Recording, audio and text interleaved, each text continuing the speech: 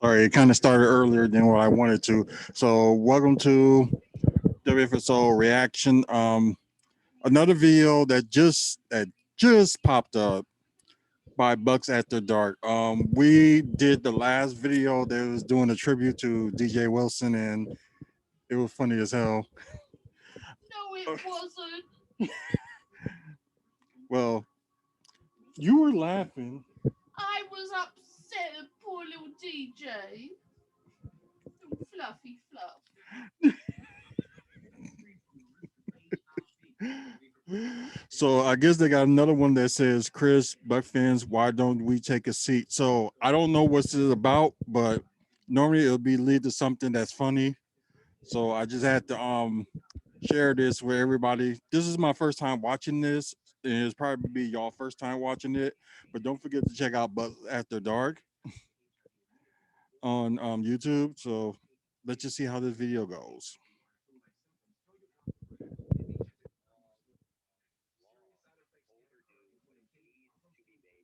Hey, we need a Chris Hansen. We need to Why don't you take a seat right over there? sit down, take a seat, let's have a talk. All right. And I want to talk to both sides. I want to talk to Khris Middleton defenders, Khris Middleton himself, because I know he's subscribed to the channel. And I also want to talk to the Khris Middleton haters. And honestly, the people I envy are people that fucking look objectively, which is probably about 5% of Twitter, 5% of fans. So let's talk. Let's talk. So Chris, since All-Star break, hasn't been great, and that'd be an understatement. He's really True. been On and off. he's really been pretty mediocre for what he's being paid since All-Star break. Let's not beat around the fucking bush. So you got all these Khris Middleton haters. These haters. I don't care if you don't want to call yourself a hater. When you dedicate your fucking whole fucking time and everything you do to criticize your player in this game, you're a hater. You enjoy seeing him fail, and you can't tell me different. You know who I'm talking about. You know who I'm talking about. That's just the fact those people exist. There's also people, I consider myself like this. I want to be objective, but I love Chris as a player. I've always loved him. If you're a Bucks fan and you hate Chris and you want him gone, I just don't see where you're coming from. I can see how you want to be better, but I also can't see how what he's done for us these past 4 or 5 years when he's really reached his prime, how you can just not love him.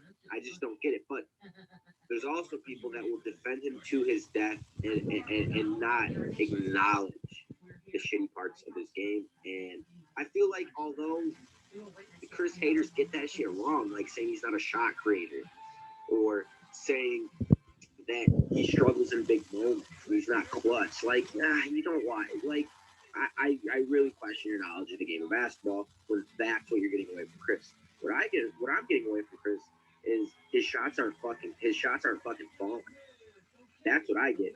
And it's to the point where it's become a really long slump. And the thing is, when you're a shooter and that shot goes away and it's not necessarily as consistent as it's always been, your game is severely handicapped. And that's just what's been. His shots just haven't been falling like they usually fall. You can look at the splits. They're not the same. They're not the same as the 50, 40, 90 guy since All-Star break. Let's be real. Right. So, okay, so let's address Chris haters first. Let me address you. I've addressed you thousands and hundreds of times. He's not getting traded unless he has a severe downfall in the 2021 playoffs. He's not getting traded. It's just a fact. He's just not getting traded. And to talk about trades right now, when the trade deadline has been done for months, but it's been done. It's irrelevant. It's over. Talking about trades right now is about the worst way you can waste your time. Okay, it's not the worst way you can waste your time. And then I can see through shit when it's like, yo, Chris had a bad game. I know you enjoyed that. I know you did. I know you. When Chris misses a shot, your fucking dick gets a little hard. Holy shit, I'm gonna come. I can see it. I understand. That's exactly what happens. I can see it through your tweets. You guys don't want him to succeed. When he does succeed, you don't acknowledge it. When he has big games, you say, oh, it's just against the Celtics, or oh, step up in the playoffs, or oh, do this. That's a lot of the times that I'm hearing from this Chris hater fandom type thing, this 10, 15% of Twitter, the very loud minority.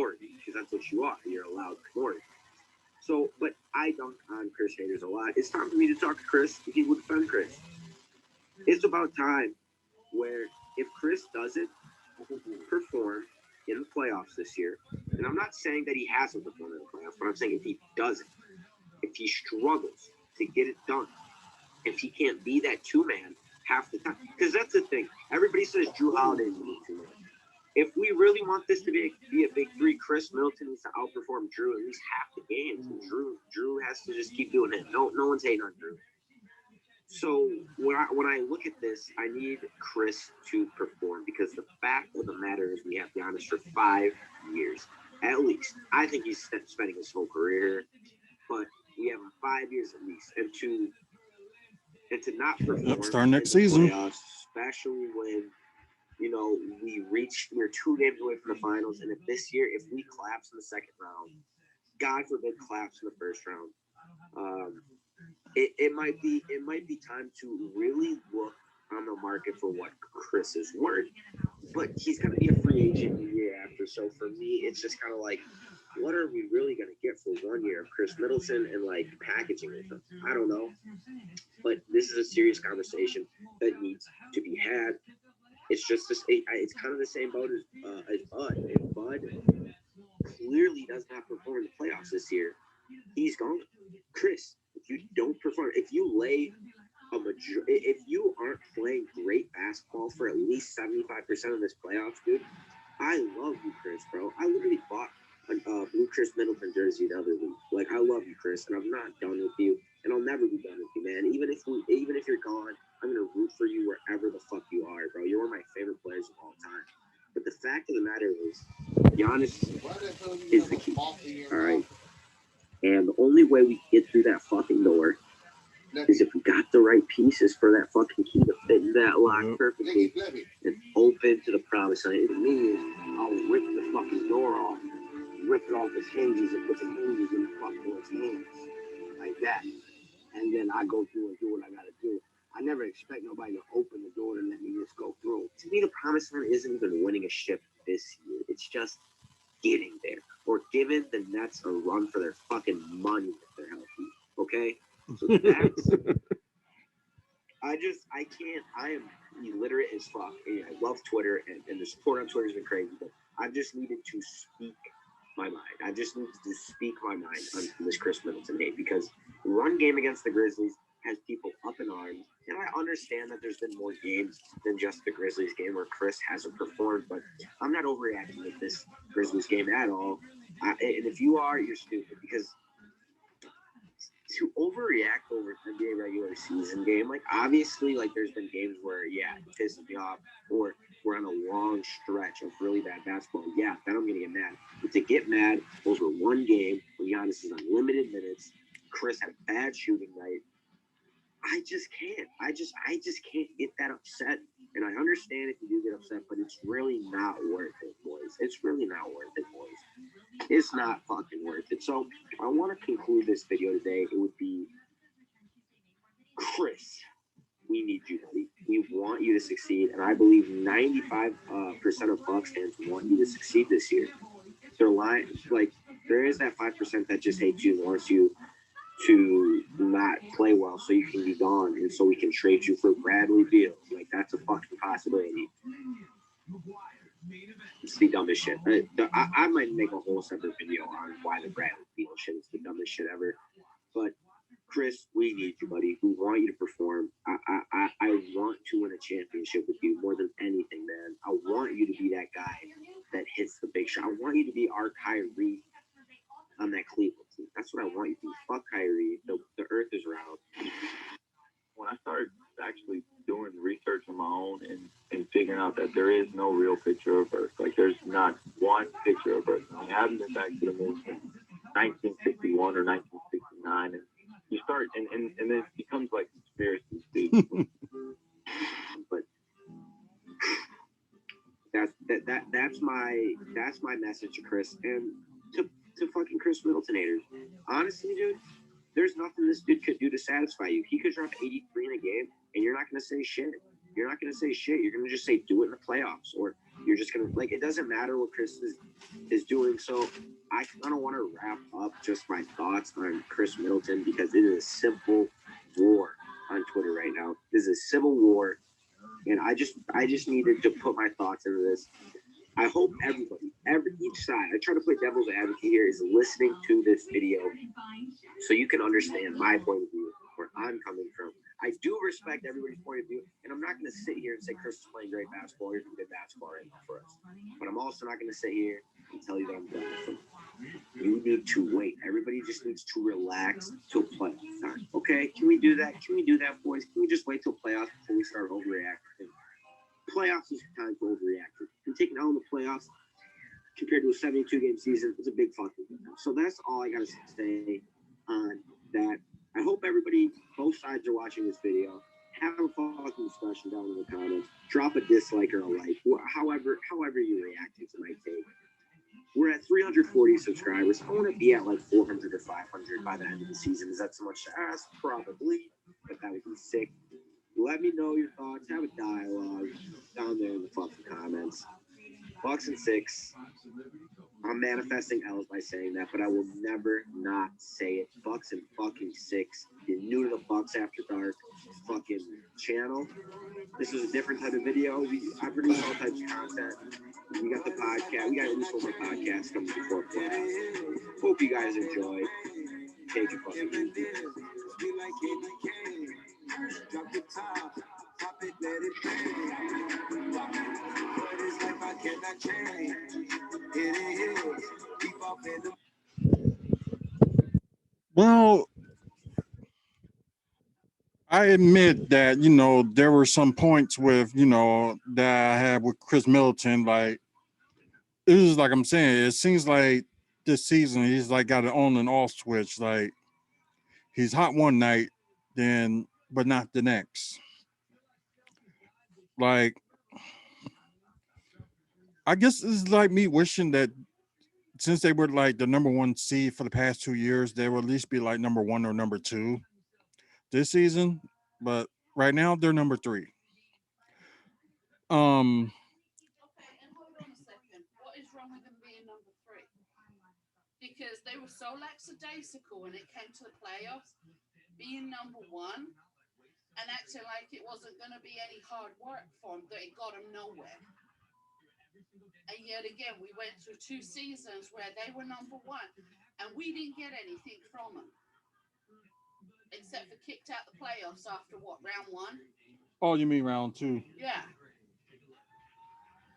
So why is it such a big deal that they're at round 3? Now they've got to work for it. To me, they were so set on, okay, we're number 1 and we've got the MVP and all this stuff. We can make it. No, you work for it. That's why they got kicked out of you were eliminated. Because other teams came in and were like, oh, no.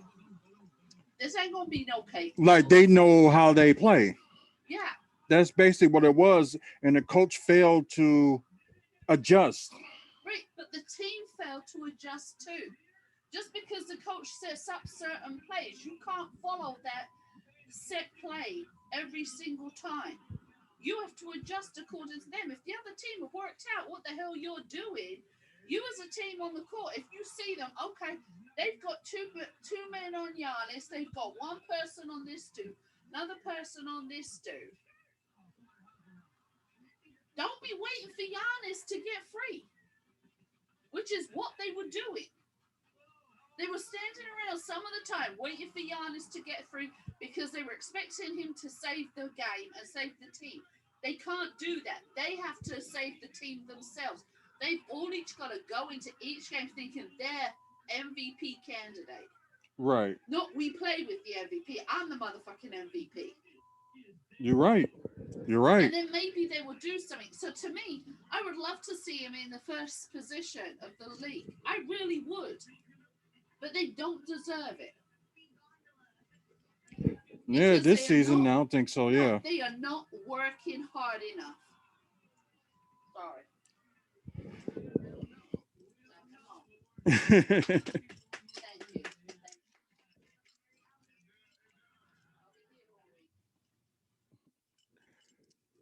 Okay.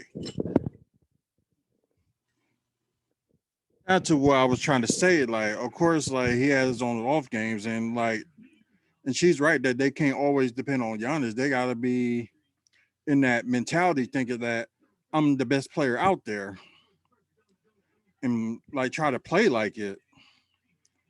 But like Drew Holiday is doing his thing.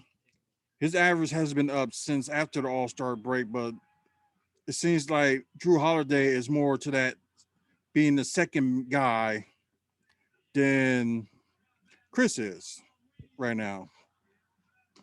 Crazy enough, but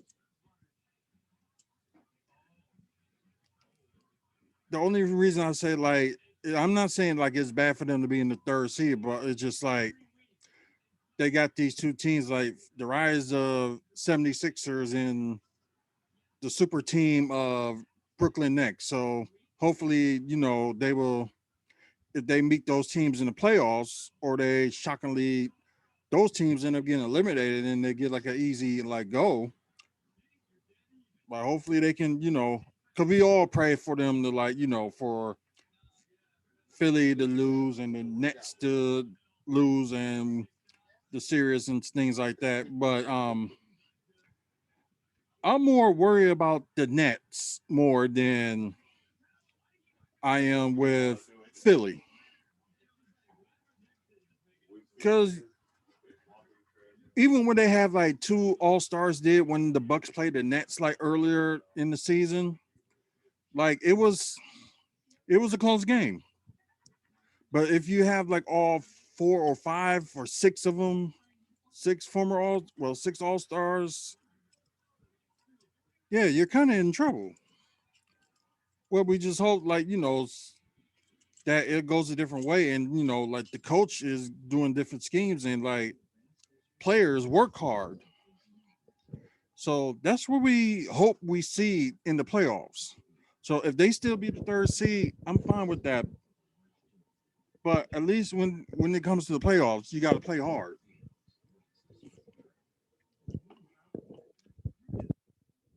As for like Chris Middleton is like I said this year, like I said, like he played like Brennan Jennings, like always having on and off switch this season. So like one day you're hot and the next day you're not. It's like every day you have to be hot. Like Giannis don't have a problem with that. He only had like a few games that he was like not doing great. But at least most of his games he's doing great. And that's what Chris Middleton needs to learn. And like if he end up gonna be that third guy, since that's what it seems like now, he really gotta step up. And like I do agree with like the guys from Bucks After Dark that, I'm not giving up on Chris, but if he does fail in the playoffs like he did last season, they're really going to reevaluate the team. Like if they lose in the second round, but if they make it past up to the Eastern Conference Finals, and if they lose, then Chris Middleton is safe. So most likely they have to get to at least the Eastern Conference Finals. Because like I said, if they don't, then there's going to be some changes that the Bucks, the organization, is going to be looking for, and they're going to reevaluate the team. Is like, who is this person not doing well, and this going on, and maybe we need a better player than this certain person, than wherever the case may be. So I agree with them. So I'm saying like, although Chris Middleton got his own all switch, he's not is not the big concern.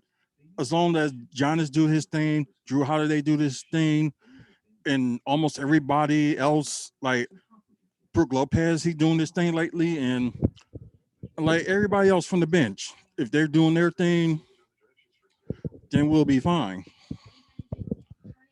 Like this video if you give it a like. Check out Bucks After Dark. They talk about everything about the Milwaukee Bucks, and and they make a couple of jokes like that. 150 subscribers we're trying to get to. If we get there, I'll do a separate video for the person that will win the Iron Hammer Funko Pop.